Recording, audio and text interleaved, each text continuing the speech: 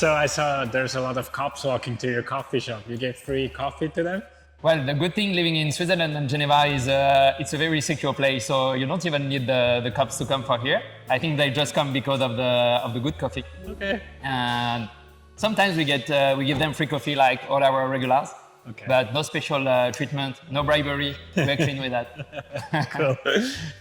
So how did you open a coffee shop here in Geneva? What is the story behind this? Well, the story started with my brother, Bertrand, who actually used to live in Australia, like many people who open their coffee shops. Yeah. And coming back to this was in 2012.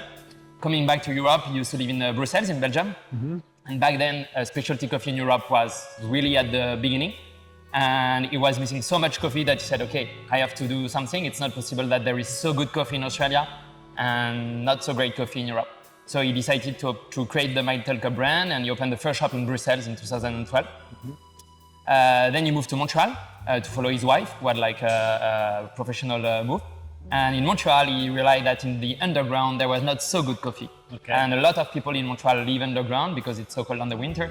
And so he decided to to open a My Little Cup in the underground.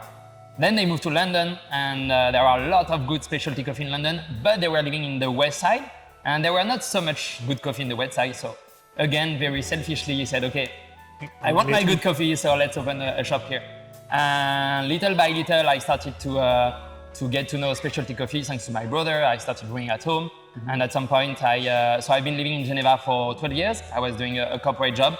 And at some point I was like, okay, this is not going anywhere. I want to do something I love, I believe in. And selfishly also, because I was finding that back then, specialty coffee in Geneva was not so great. It changed a lot since then. And so 2021, a bit thanks to COVID, I got the opportunity to get this place, which was much bigger than what I was looking for initially, but which eventually it's a great opportunity. And then closely after, we had the opportunity to open a second shop close to the Jet d'eau. So this one is the one I wanted to open initially, a very smaller takeaway and in front of where I used to live. So again, something very selfish. But yeah, I got very lucky because for me, I already had the branding, I already had an idea about the suppliers, and so I got everything made much easier. Thanks to my brother who gave me something a bit all in hand. Or like a helping start for you. Yeah, exactly. Even if every country is very different, from Belgium, Canada, and UK, there are still some common stuff, of course, about especially here when we are in a very international coffee area. Mm-hmm. I was thinking recently that's maybe one of the most international coffee shops in the world because we are in the United Nations area. There are very diversity in nationalities that is amazing and probably unequal anywhere in the world. Yeah. So it's also as a barista, it's very enriching and very interesting because you get to know very different people and yeah. So all the companies belong together, or is? When my brother created the Brussels one, he got a partner. Mm-hmm. Then when he moved to Montreal, one of the baristas from Montreal moved to Brussels and told my brother, okay, I would like to take over the Brussels one. So he bought back 50% of the share of Brussels. So Brussels is co-owned by my brother and Antoine, ex-barista of Montreal. Brussels and London is fully owned by my brother, mm-hmm. and here it's a franchise, so I'm in franchise with him. Perfect. So, which also when you make business in family, it was always our fear. Everybody tells you don't mix business and family or friends and family and business. But the find of the franchise is very good because it gives me some independence, but some help also. It gives visibility to the brand. So we find it's a very good way to collaborate. Cool. And what makes a good cup of coffee for you?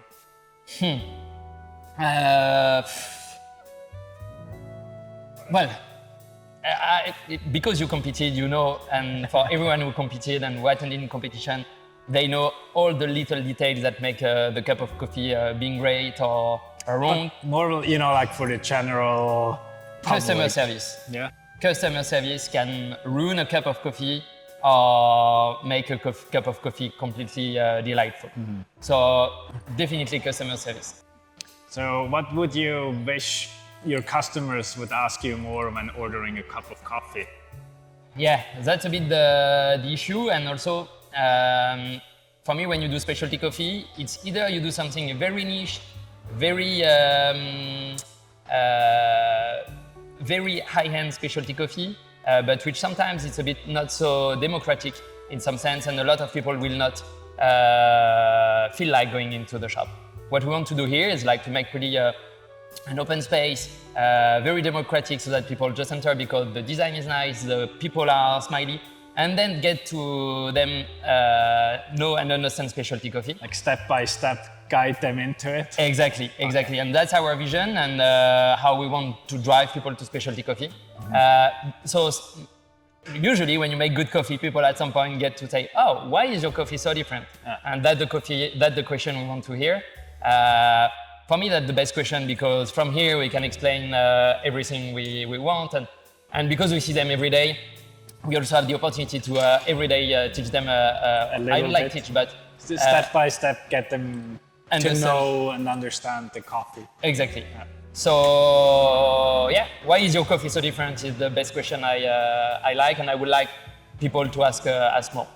Another question would be, where is your coffee coming from? But this means that people already know a little bit, and of course it's something we like, but I like really the more generalistic question. So where is your coffee coming from? So we mainly work with two roasters here in Geneva. Yeah. Usually we like to work with local roasters everywhere where My Little Cup is, but we always value quality over local stuff. And so here we have strong relationship since my brother opened in London. We have strong relationship with Maxwell Colonna, which we find makes very, very consistent quality.